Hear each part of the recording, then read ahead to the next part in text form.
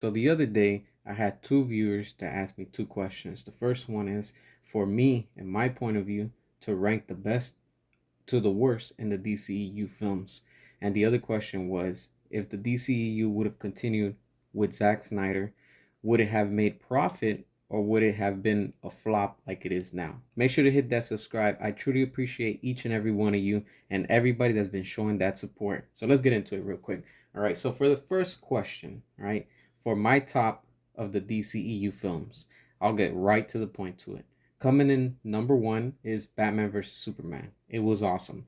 Number two, Zack Snyder's Justice League, because they were all together. Number three, Suicide Squad, from what David Ayer gave us. It was just amazing how everything was connected and everything was just falling into place.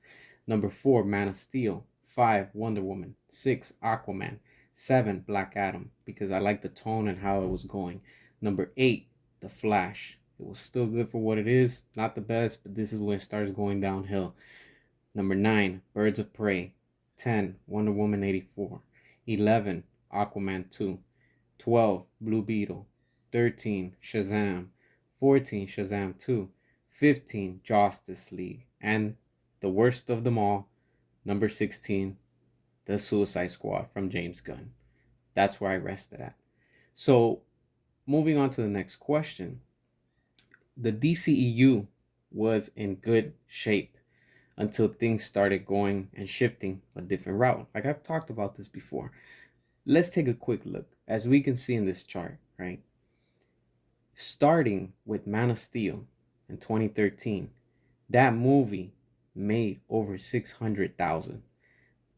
Batman vs. Superman in 2016, it made over 800,000.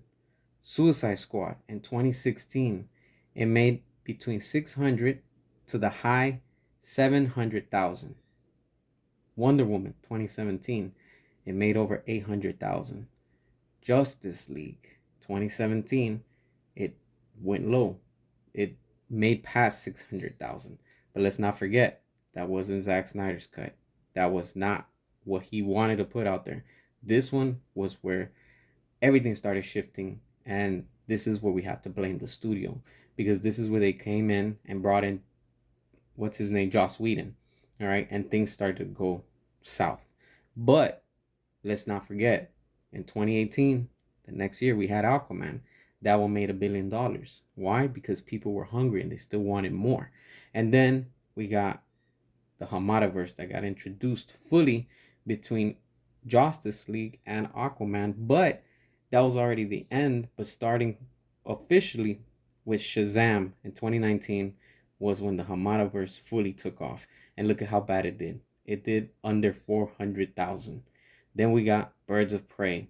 That one did under 200,000. See how it's starting to sink? Wonder Woman 84.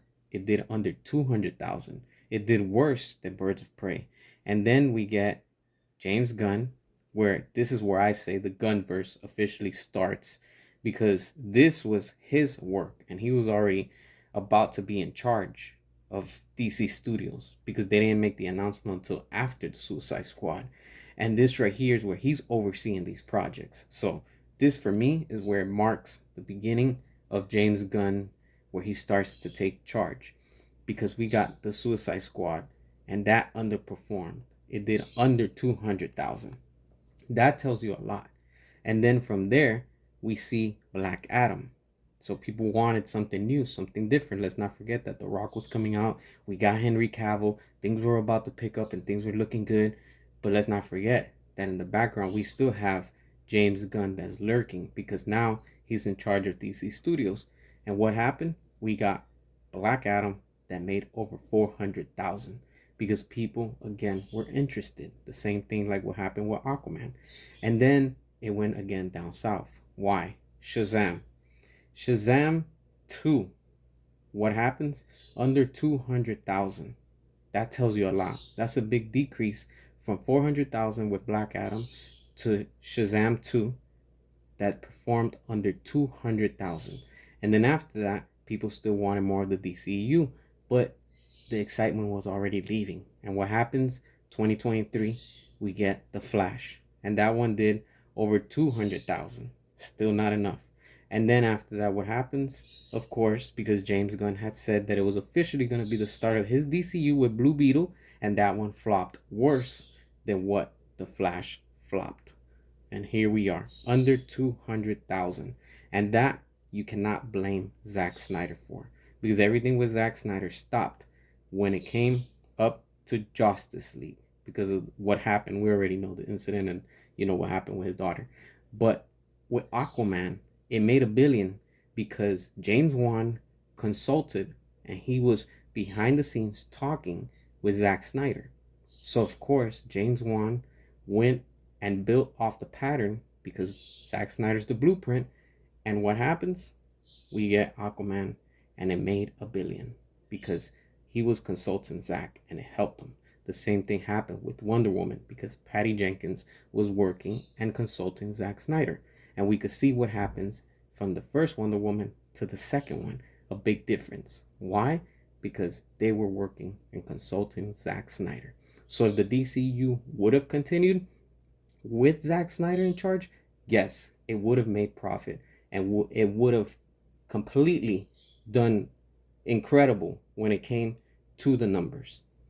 Overall, DC, the studio, Warner Brothers, are the ones to be held accountable for this mess and for all this that's been going on and it's been happening for years. They did this to themselves. And now with the start of the quote-unquote James Gunn new DCU, that's going to fail and flop. They need to bring Zack Snyder back. Zack is the blueprint. That's where the key and the profit is. If it wasn't, then why is Netflix continuing to make Rebel Moon? Because it's a success. Rebel Moon 1 was good, Rebel Moon 2 was amazing, and now Rebel Moon 3 is in the works. That shows you and proves to you that people want more of what Zack Snyder is putting out there. And to everybody that's saying and being jealous, continue to stay salty. Because in the end, the Snyderverse lives, and this is the outcome. Winning. As always, hit that subscribe, drop your comments, and until next time.